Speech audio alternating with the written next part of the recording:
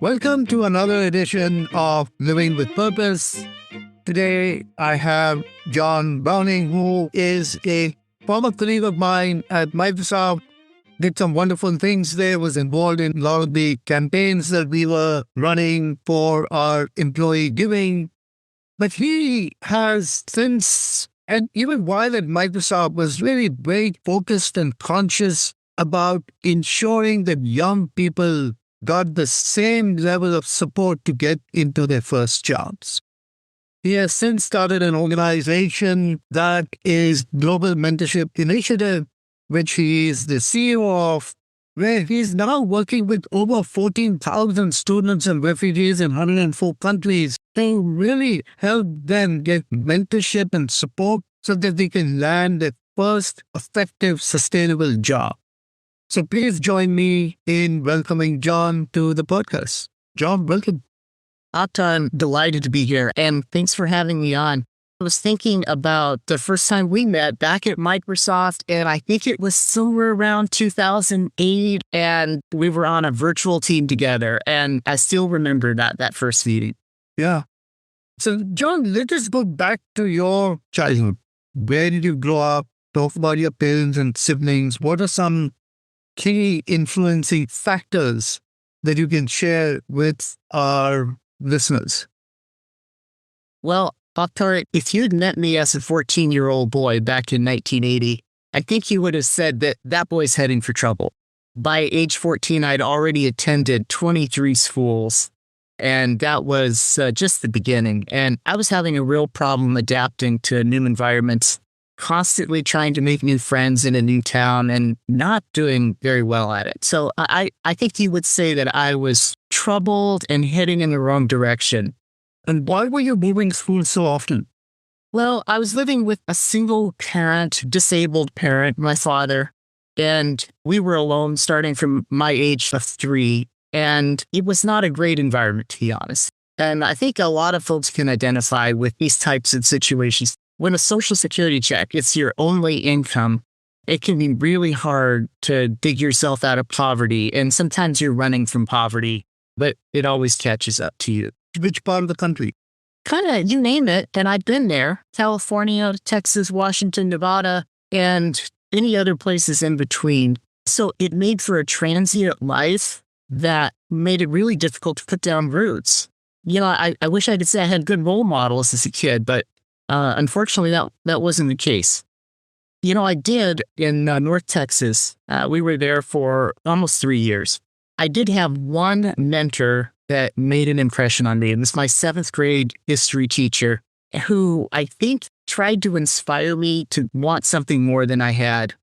It's the first time anybody's ever talked to me about life goals. And, you know, maybe it planted a seed.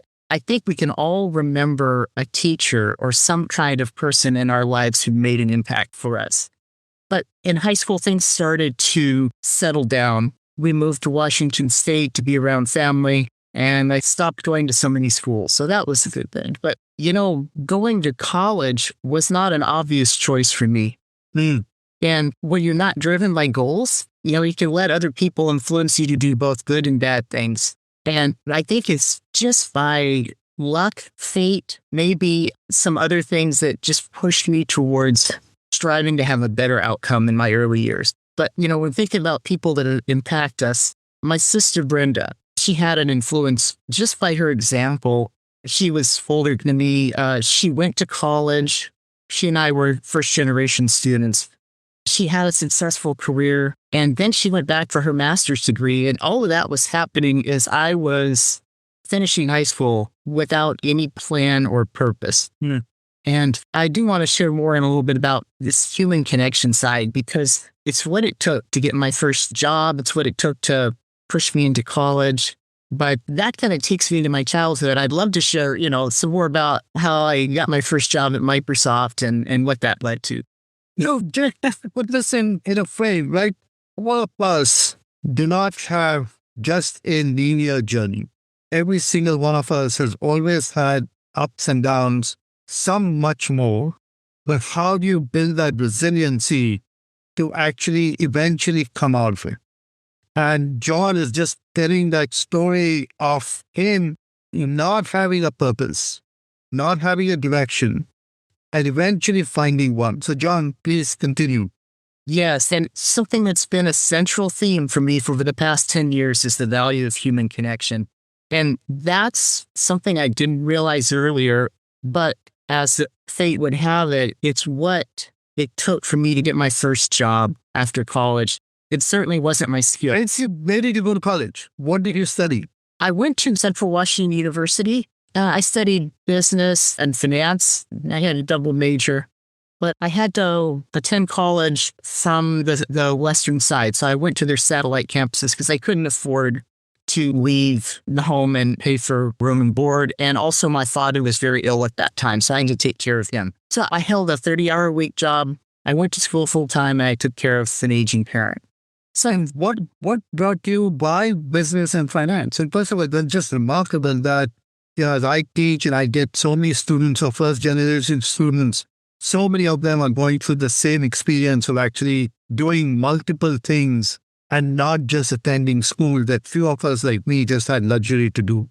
So, John, please talk a little bit. Why did you select business and finance?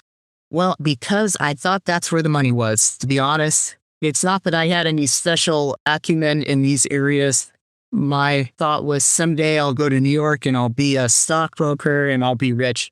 And I'm so glad that those things didn't happen because my life had a different purpose.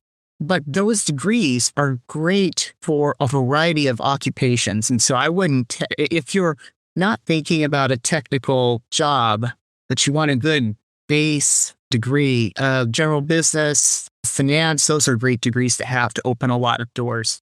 But certainly my first job out of college, I didn't get because of my skills because I didn't have any. And it wasn't my winning personality because that's, you'll know from experience, that's not my strong suit.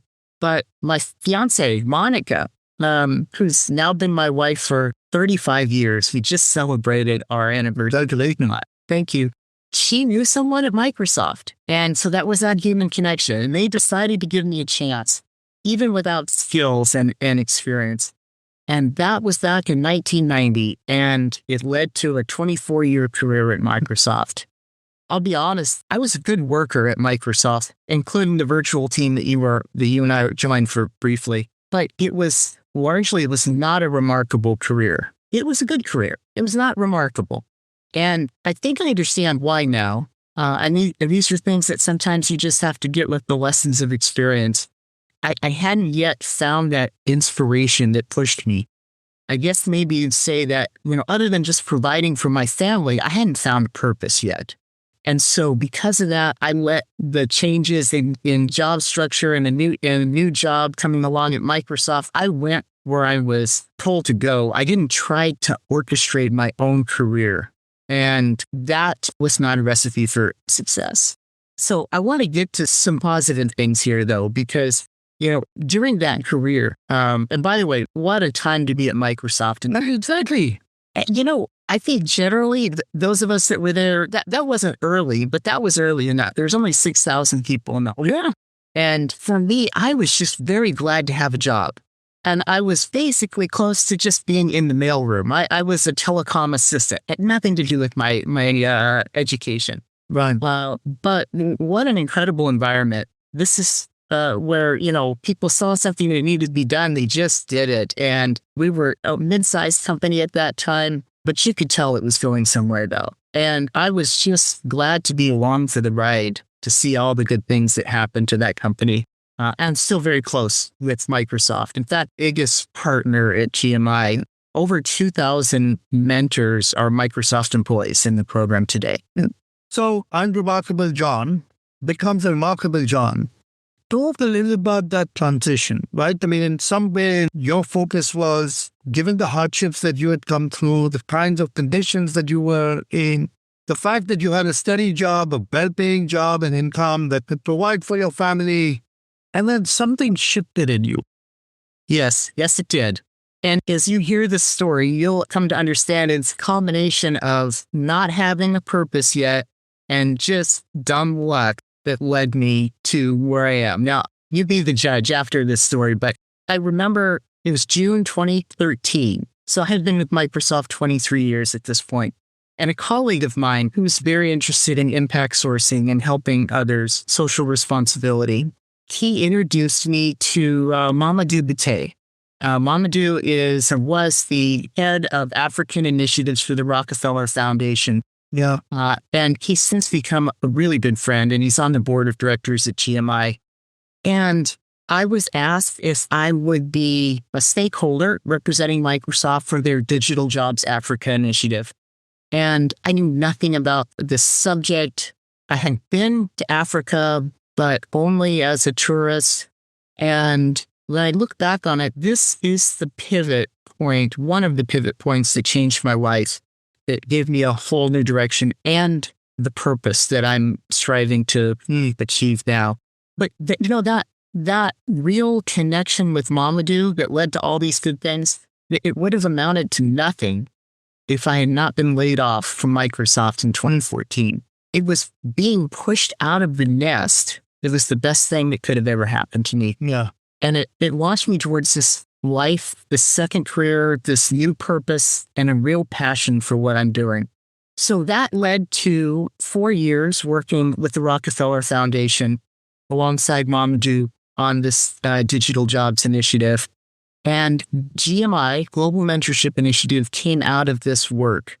And I remember the day, we're talking about how purpose evolves, how we find eventually what we want to do. There were points along the way where I still wasn't clear if I wanted to go back to the for-profit world. There were options. I knew where I wanted to be. I just needed that push. And so GMI came out of this work. And I was saying, I remember the day in December of 2017 when the idea for this mentorship program got launched into my head. And we were, our group, we were meeting in Johannesburg with a bunch of job recruiters, and we're talking about job opportunities for underserved youth in South Africa, being first generation or those that require financial assistance to go to college. And they said to me, it's great you're getting companies to bring more jobs to these high unemployment regions. It's fantastic, but unfortunately, you should know that these jobs are not usually going to the graduating students that you hope would get them, your target group of young people. And we dug into that a little bit. And you come to find out, it's obvious now that you think about it, but if you don't have a parent that works in a corporate job, you don't have those connections, maybe you don't have mentors, you don't have a LinkedIn profile with 1,000 connections that lead to job opportunities. Our students were underserved. They were just trying to get through college, taking care of their families, much like I was. And so they didn't have these connections. And because of that, they were at a competitive disadvantage for these jobs. They were equally qualified, but they didn't have that job connection to introduce them to a hiring manager. It goes such a long way in today's world. And so I got this crazy idea. Why don't we set up a mentorship program that will connect students to business professionals, to walk them through a structured program to help them get their first job, and along the way, connect them with thousands of people on LinkedIn for potential job opportunities. That's how GMI got started. And it launched right at the beginning of the pandemic in 2020. So we did some pilot work in Johannesburg in 2019. March 2020, we launched the program. We had a school in Mississippi and a school in South Africa.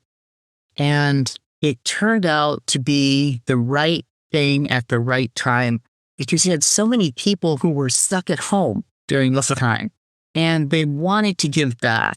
And our program is you're a mentor over video conference through Teams, through Zoom, and you can make a difference in the structured program without ever leaving your home office or, your kitchen table. And it just grew and grew. And like you said today, 14,000 students in the program, 10,000 mentors. But, the one thing I wanted to say was regarding purpose, there were really 3 decision points or crossroads in my life that led to creation of GMI. And if you start at the early one was that unspoken mentorship of my sister. She set an example that nudged me towards college. And the second was my decision to take that job offered to me at Microsoft, because I was in final interviews with some small accounting firms. I thought maybe being an accountant was my way to start. And I got this telecom administrator opportunity at Microsoft. And I am so glad that I had the good sense, not the foresight, but just the good sense to take that job. Right. And then the final thing was the good fortune to be laid off from Microsoft that just freed me to follow my passion. For our listeners, getting laid off is quite a horrible experience in some ways, right? Yes. When we feel that you are thrown away and you don't need needed. But there is this life outside of something that you've given to. And that opening, when change happens, a new door opens. If one door shuts, another door opens. And if you see that as an opening of a new opportunity, and how you step in. And Jon stepped in with this amazing way because his own life was all about connections. And here he is now actually helping others make connections so that they can actually continue to show up in the most authentic way in whatever they want to do. This notion of us finding purpose, I don't think we actually find purpose. We don't even discover purpose. Purpose is part of our memory. It is part of our experiences. And at some point, it comes out because you are becoming cognizant and curating the experiences that you've gone through. For some, that happens early in life. For others, it happens later in life. It blossoms from within you. And if you pay attention to it, that blossoming can become something that is incredible. So, Jon, just talk in the little few minutes that we have, just a bit on GMI. If there are listeners who actually want to get engaged with you, how can they do that? And then we'll kind of turn to the importance of purpose. Right. So we'd love for anybody out there interested who wants to help a student personally from the comfort of their own home to a video call to go to globalmentorship.org, look at the Be a Mentor section, see if it's right for you. We have 10,000 mentors now in 127 countries. Over half of our mentors are not in the United States. And I just love this diverse cultural and business experience that all of these mentors can bring to our students who are around the world. It wouldn't have been possible to do this in 5 years without having a very structured program. And so we make it easy for almost anyone to be a good mentor. You just follow the mentor guide for each of the 12 one-hour sessions. But I'll tell you one thing that did surprise me was how many people wanted to sign up to be a mentor.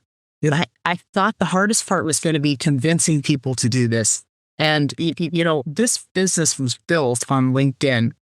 In early 2020, I just reached out to people who I knew, who I didn't know. It's, hey, would you like to be a mentor? Here's what it's about. And got about 7% of everybody I reached out to said, sure, and signed me up. 7%, I didn't realize that's incredible success rate. And they started telling their friends, and the next thing you know, we're where we are. I got to share one story because when we think about mentorship, we always think about the value to the mentee. We're helping them get a job. We're helping them build confidence. But we sometimes overlook the value to the mentor who we're giving them a way to share, to make a difference personally. And especially if they are not financially able to give to the charities of their choice, this is a way that they could make a difference without having to do that. And I got one story I got to share. I'm thinking about Jana, who joined GMI as a student in 2013. And she was a refugee. I mentioned that we have about 1,000 refugees in the program today that have been. And they're in 8 refugee camps, mostly in Lebanon and across Africa. So she was a refugee in Lebanon as a student, getting a college degree from Southern New Hampshire University, one of our partners. She fled a war zone, ended up in the Beirut area, and her GMI mentorship helped her get a job at a school. So that made an incredible impact for her and her family and hopefully changed her path. We'd like to think we, had just a little small part in that. So fast forward to this year, she registered earlier this year to be a mentor herself because she's now employed. She's got the work experience. Her family situation has changed. So she registered to be a mentor, and as fate would have it, she was matched with another mentor, another refugee, this time in Rwanda. And what an incredible opportunity for Jana, a refugee herself, and she was given this way to pay it forward to help someone in a situation that she was in. In fact, she's already now working on her second student, this time in Lebanon. So let's not underestimate the value of being a mentor and what it means to the mentor themselves. That's such a brilliant story, right? And again, it's not about giving back. It's actually about paying forward. And I think that concept of paying forward is really you showing up. So as we come to an end, talk a little bit about the importance of purpose and then your one golden nugget. I mentioned I didn't have a lot of purpose in my life when I was younger. And during difficult times is when we need that anchor more than ever.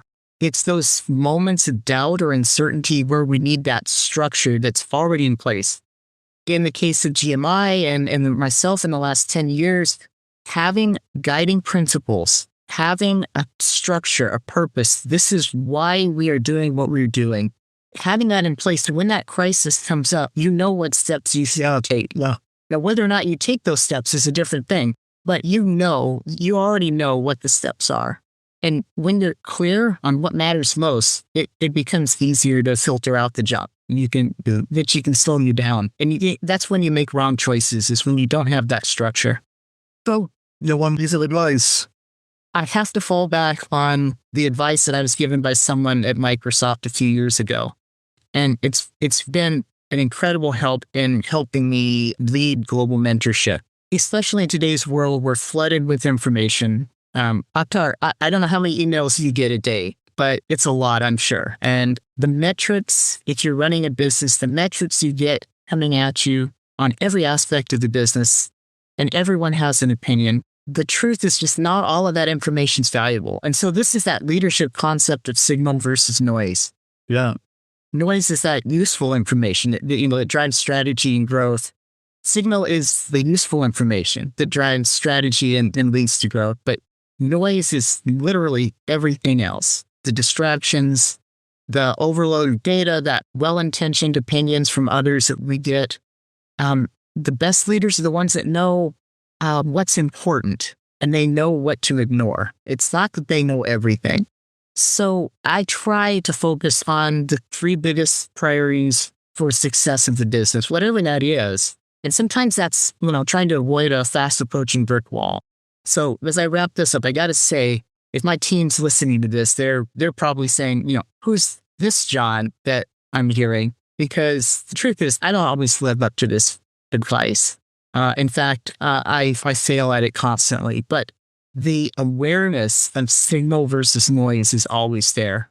And we're all on a journey to try to achieve that. And purpose has a lot to do with signal versus noise. That's so well put, because there are so many people who have gone through my workshops and have actually, articulated and curated their purpose and purpose statement. They basically say that allows them to prioritize. And it allows them to actually figure out what is the signal versus the noise. So To our listeners, purpose is that sense of humanity that drives us forward. It is that renewable sense of energy that continues to drive humanity forward. Figure out a way to curate your purpose. It allows you to really distinguish between the signal and the noise. Jon, thank you so very much for being on the podcast. Akhtar, thank you for having me. I really appreciate this.